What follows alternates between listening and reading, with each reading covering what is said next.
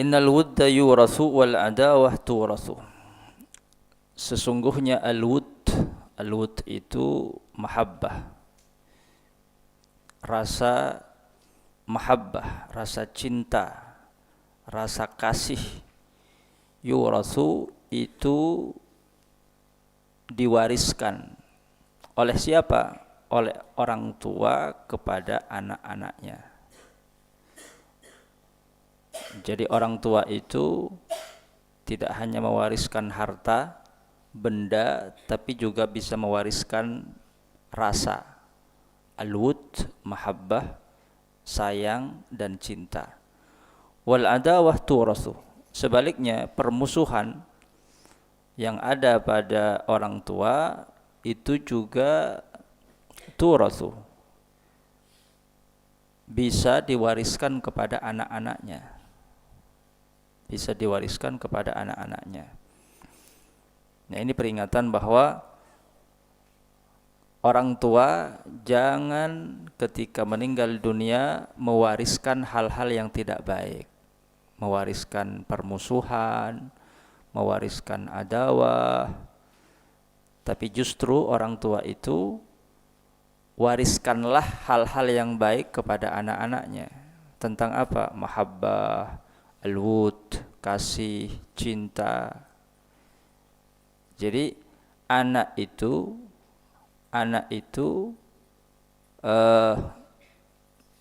sedikit banyak pasti mewarisi apa yang ada pada orang tuanya.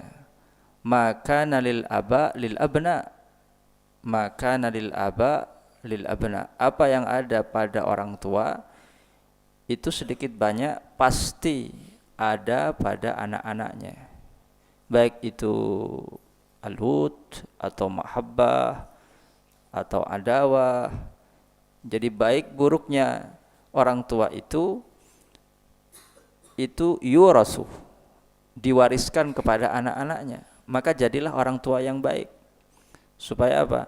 Supaya kelak anak-anaknya tidak mewarisi hal-hal yang tidak baik daripada orang tuanya. Maka kata baginda Nabi besar Muhammad sallallahu alaihi wasallam, innal wud yuras. Kasih sayang orang tua itu yurasu, diwariskan kepada anak-anaknya. Contoh misal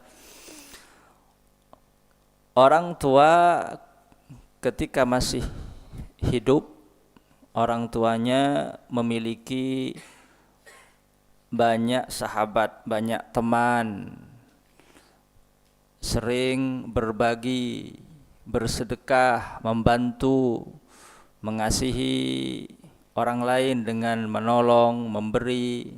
Itu wud, mahabbah, empati kepada orang lain, senang membantu, memberi. Nah, hal yang demikian itu kelak ketika orang tuanya meninggal dunia itu akan diteruskan oleh anak-anaknya.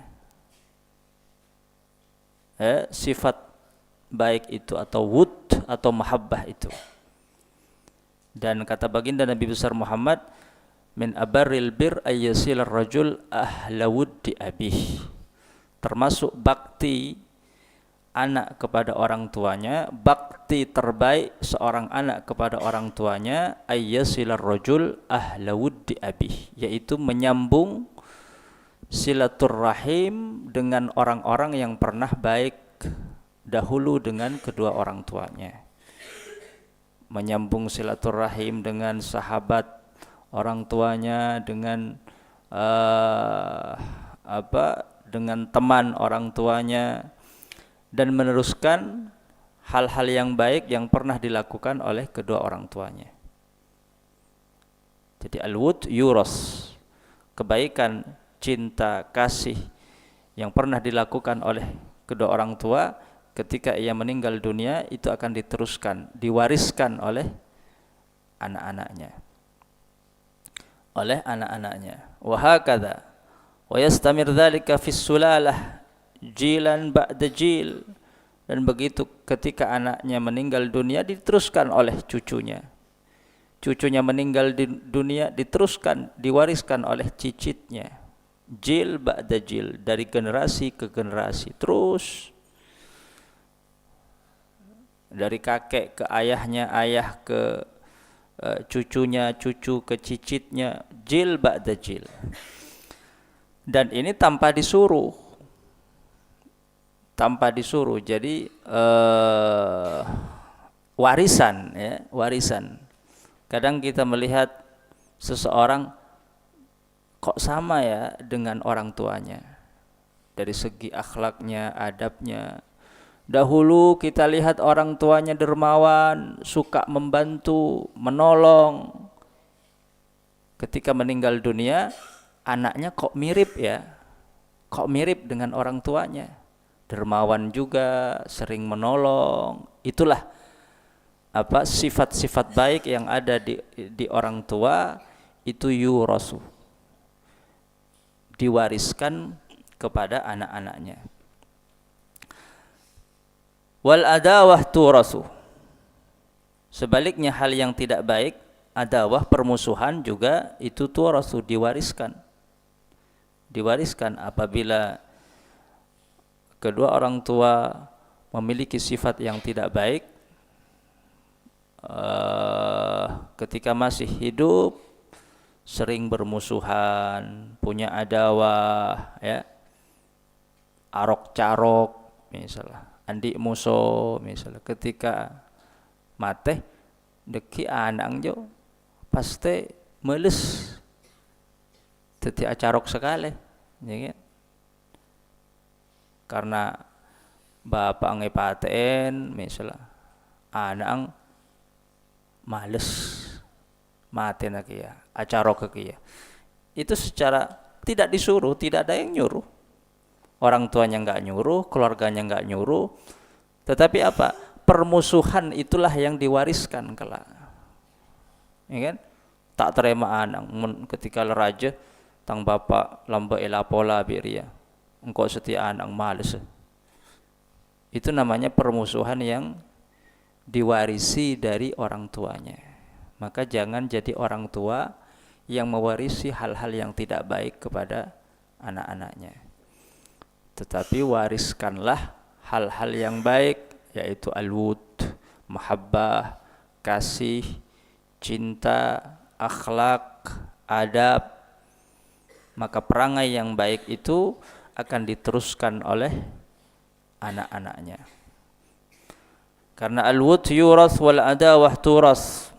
Baik dan buruknya orang tua itu akan diwarisi oleh anak-anaknya. Dan begitu seterusnya. Wa hakadha jil ba'da jil, qurnan ba'da qurnin. Dari generasi ke generasi yang lain.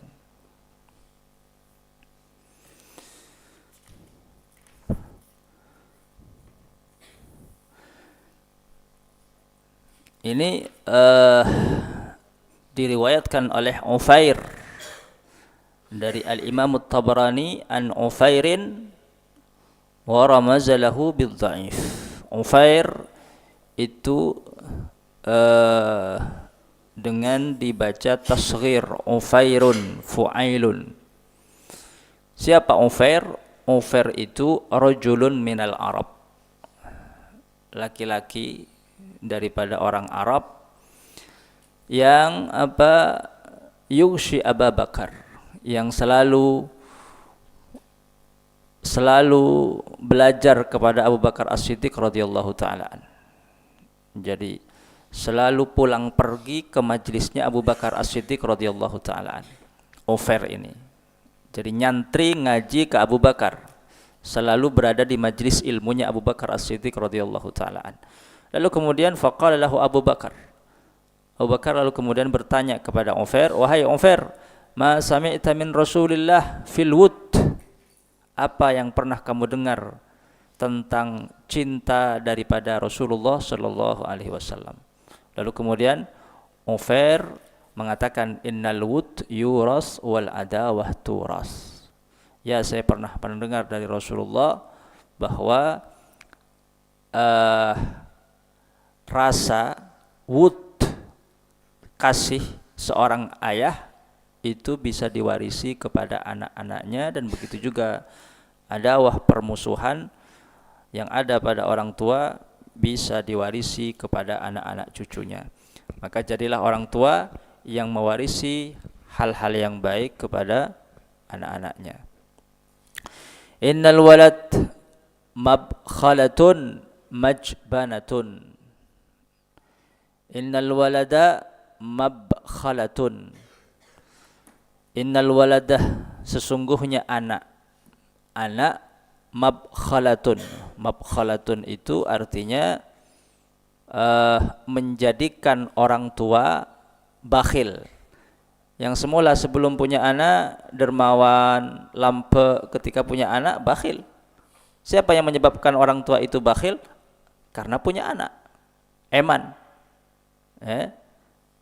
Ini fitnahnya anak. Jadi harta anak itu bisa menjadi fitnah kepada orang tua. Satu sisi ya. Satu sisi yang lain juga anak itu membawa berkah. Anak itu menjadi tabungan kedua orang tuanya kelak di akhirat. Anak itu anak yang saleh tentunya akan mendoakan kedua orang tuanya ketika orang tua meninggal dunia. Itu sisi baiknya. Tapi ada sisi buruknya. Apa sisi buruknya? Innal walad mabkhalah. Jadi ini bicara tentang sisi buruk daripada al-walad, daripada punya anak. Innal walad mabkhalatun majbanah. Dikatakan innal walad, sesungguhnya anak, mabkhalatun, panikah narik bakhil, cerai dak ke orang sepodo. Jadi anak itu bisa menjadikan kedua orang tuanya menjadi bakhil. Menjadi bakhil. Ketika belum punya anak, senang memberi, dermawan, lampe. Ketika andi anak, jadi perhitungan. Tentu karena melihat anak atau melihat keluarga. Sebelum berkeluarga, juga keluarga pada kia. Ini fitnah anak, fitnah harta, fitnah keluarga. Innal walad mabkhalah. Maka artinya apa? Artinya ketika seseorang punya anak, maka jangan sampai anak itu merubah sifat orang tua dari baik menjadi tidak baik. Karena anak. Dari baik menjadi tidak baik karena anak. Maka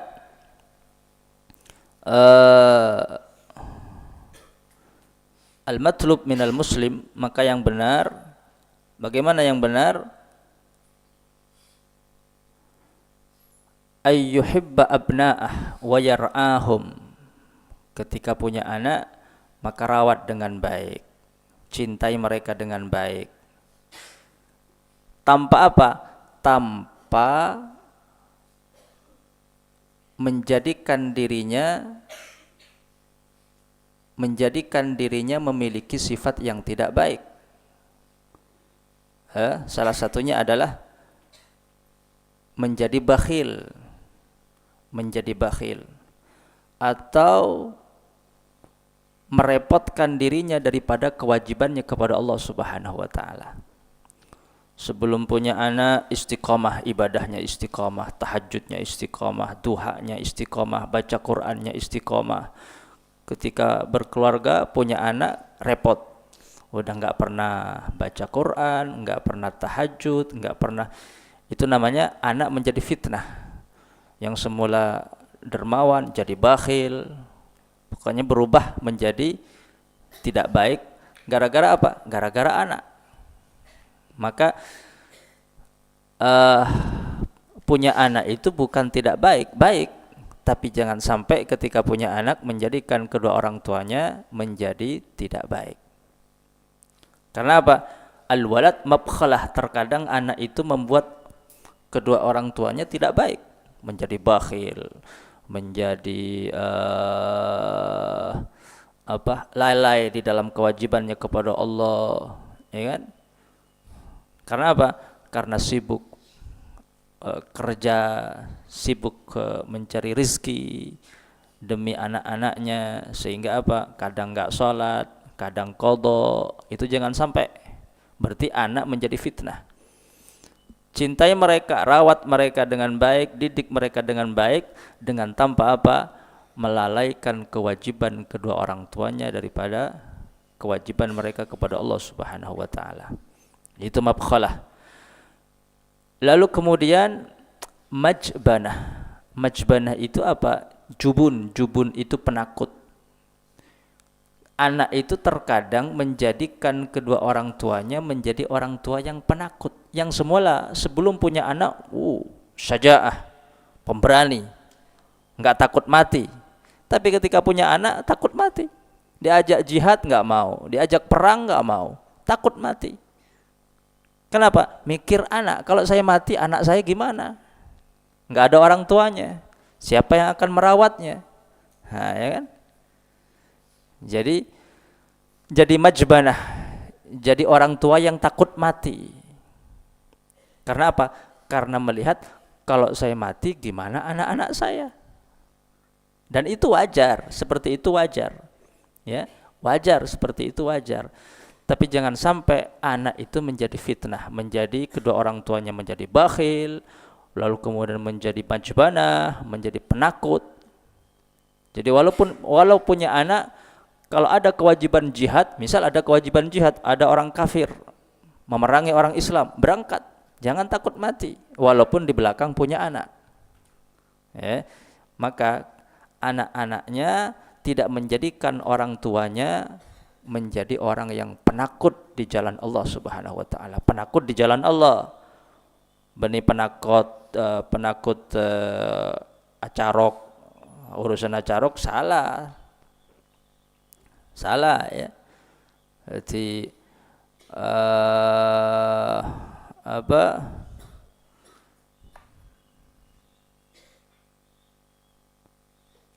idzal taqal muslimani bisayfaihima, ketika kedua orang muslim itu bertemu dengan kedua pedangnya, acarok. Tentu ini bukan karena tujuan alasan agama, karena urusan harta, keluarga, sehingga acarok iltaqal muslimani bisayfaihima, berhadapan dengan kedua pedangnya, lalu kemudian saling acarok, faqatala ahaduhuma sahibah, lalu kemudian yang satu membunuh yang lain. Apa kata Rasulullah?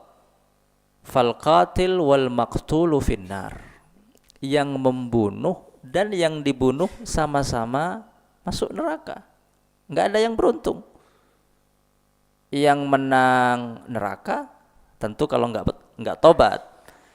Yang mati neraka. Lalu kemudian sahabat bertanya kepada Rasulullah, "Ya Rasulullah, hadzal qatil, fama balul maqtul?" Kalau yang membunuh neraka, jelas karena membunuh adalah dosa besar. Lalu apa dengan maktul yang dibunuh, kok neraka juga ya Rasulullah? Yang dibunuh kan enggak salah. Apa kata Rasulullah? Innahu kana harisan ala qatli sahibih. Itu sebenarnya yang mati itu sebenarnya juga ingin membunuh, tapi karena kalah, kadang kalah ya mati kada. Sebenarnya muncaken menang mati lagi ya. Berarti sama-sama bertujuan ingin membunuh. Maka yang menang dan yang kalah sama-sama di neraka. Wal iyadzubillah. Cuman ketika menang, masih hidup, masih ada kemungkinan untuk bertobat kepada Allah Subhanahu wa taala. Tapi yang sudah meninggal dunia, sudah mati, enggak bisa bertobat. Apa untungnya orang arok-carok atau kar urusan dunia? Tapi urusan jihad harus kita enggak boleh mundur. Enggak boleh jadi penakut. Walaupun seandainya meninggal dunia dan meninggalkan anak-anak, keluarga, jangan takut. Jangan jadikan anak itu menjadi orang tua yang penakut tentu di jalan Allah Subhanahu wa taala. Kalau meninggalnya syahid. Jaminannya adalah surga. Ya. Ketika orang tua meninggal di jalan Allah, walaupun meninggalkan keluarga dan anak-anak, tentu mereka tetap di dalam penjagaan Allah Subhanahu wa taala. Tidak ada yang ditakutkan. Maka terkadang orang tua yang punya keluarga, punya anak, itu menjadikan anak-anak menjadi fitnahnya. Salah satunya apa? Mabkhalah, menjadi bakhil, menjadi tidak berakhlak, menjadi tidak baik, ya, menjadi kurang silaturahimnya. Itu kebanyakan. Dulu sebelum punya anak, sebelum berkeluarga, sering silaturahim. Entar dek ke kancana, dek ke tetanggana. Ketika keluarga, ketika di anak sibuk, letak tahu kancah, letak tahu belah, letak tahu ria. Itu juga menjadi fitnah. Anak menjadi fitnah. Majbanah juga, jangan menjadi penakut. Intinya apa? Intinya punya anak itu tujuan terbesar daripada pernikahan.